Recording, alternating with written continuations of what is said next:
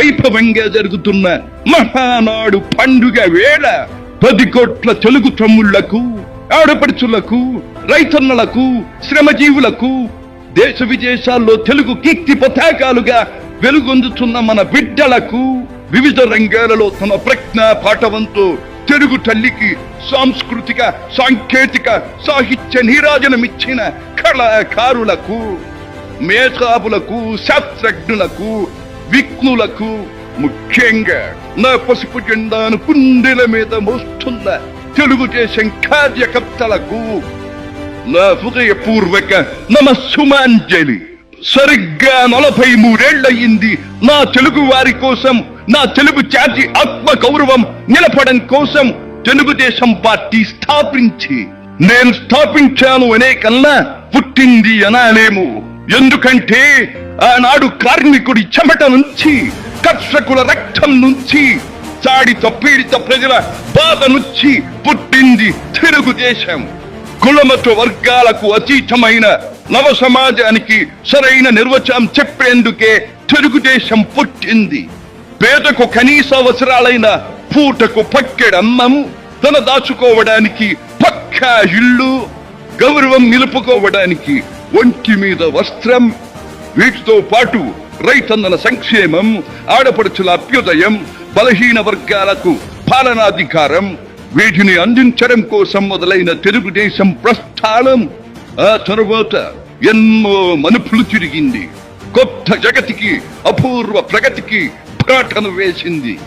Hyderabad, సికింద్రాబాద్లకు tank బండతో నేను సాంస్కృతిక వారధి కడితే, ఆ తరువాత సైబరాబాద్ అనే కొత్త నగరాన్ని పుట్టించి తెలుగు నేలకు, ఆధునిక ప్రపంచానికి సాంకేతిక వారధిని కట్టించిన వాడు చంద్రబాబు. లక్షల రూపాయల జీతం గురించి ఏమారైనా కలగన్నామా? దాన్ని సాధ్యం చేసింది నా తెలుగుదేశం ప్రభుత్వమే అని చెప్పడానికి మాకు గర్వకారణంగా ఉంది. డోక్రా సంఘాలతో నా ఆడపడుచులు సాధించిన ఆర్థిక స్వాతంత్ర్యం చూసి నాకు సంతృప్తిగా ఉంది. గోదావరిని కృష్ణమ్మతో కలిపేటి ఎప్పుడో పోలవరం తెలుగు వారికి దేవుడిచ్చిన వరంగా రూపొందే సుపదినం ఎప్పుడో అని ఆనాడు నేను పలవరించాను. పట్టి సీమతో ఒకటి నెరవేరింది. పోలవరం పూర్తితో మరొకటి ఇంకా 2 ఏళ్లలో నెరవేరబోతోంది. రెక్కలు ముక్కలు చేసుకున్న డొక్క సగం నిండని పేద ప్రజానీకారికి ఇంత ఆదరవు కల్పించడానికే ఆనాడు కిలో 2 రూపాయల బియ్యం పథకం పెట్టాను. అటువంటిది P4 కార్యక్రమంతో పేదకు పేదరికం నుండి విముక్తిని కలిగించి బంగారు కుటుంబంగా తీర్చిదిద్దే చంద్రబాబు ప్రణాళిక అహో అద్భుతం, మహాద్భుతం. శాతవాహన సామ్రాజ్యానికి ఒకప్పటి రాజధాని నగరంగా బాసిల్లిన అమరావతి పేరిట నేడు నిర్మాణం జరుపుకుంటున్న ఆంధ్రుల రాజధాని నగరం దేవేంద్రుడు సైతం అసూయ పడేలా, మయూరి సైతం అప్పుల పడేలా రూపుదిద్దుకోవాలని మనసారా దీవిస్తున్నాను. క్రమశిక్షణాపూరితమైన అభ్యుదయ సమాజ నిర్మాణ శక్తిగా యువతను మలచడం కోసం ఆనాడు నేను కలను కన్నాను.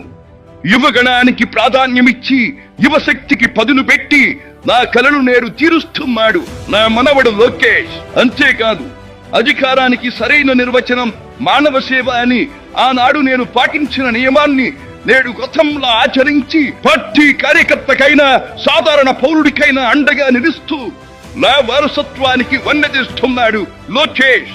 గగన సీమ నుండి ఇది చూసి అయ్యా రే ఫలా ఫలా మనవడా ఫలా అని మురిసిపోతోంది నా మనస్సు. ఈ దేశం మనది, దేశ సమైక్యతే మా సిద్ధాంతం, మా రాష్ట్రాభివృద్ధే మా దేశాభివృద్ధే మా లక్ష్యం అంటూ ఆనాడు నిత్యం నినదించేవాడి. ఈనాటి వికసిత భారత్, వికసిత ఆంధ్రప్రదేశ్ గురించి వింటుంటే ఇదే కదా నేను కోరుకున్నది అనిపిస్తోంది. చివరిగా ఒక్క మాట, చెరుగు నేల నలు చెరుగులా పాడి పంటలతో పారిశ్రామిక వికాసంతో పరవశించాలని, తెలుగులాట ప్రతి ఇంట నిత్య వసంతాలు చెందాలని, ప్రజల కోసం అంకిత భావంతో ప్రభుత్వం చేస్తున్న కృషి ఫలితం కావాలని ఆకాంక్షిస్తున్నాను. సెలవు. సర్వే జన సుఖినో భవంతు.